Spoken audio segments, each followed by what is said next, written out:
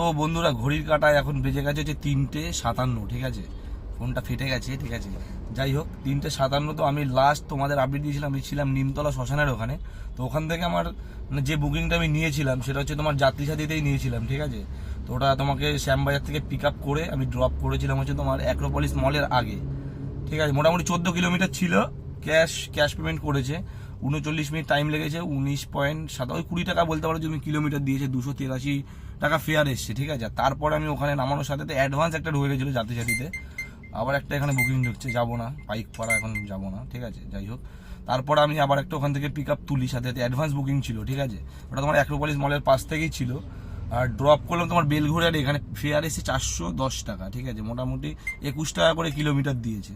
তো যাই হোক ভালোই মোটামুটি আর্নিং হয়ে গেছে। তো আজকে যাত্রী সাথীতেই ভালো কাজ হয়েছে, 1014 টাকা। র্যাপিডোতেও হয়েছে প্রায়, কত টাকা হয়েছে র্যাপিডোতে এখন অবধি তোমার র্যাপিডোতে কাজ হয়েছে ওই 196 টাকার ওই একটাই, ঠিক আছে। তো এখানে একটা বুকিং ঢুকেছে, সেক্টর 1-এই চলে যাই। তো বুকিংটা দেখেছো নিয়ে নিয়েছি।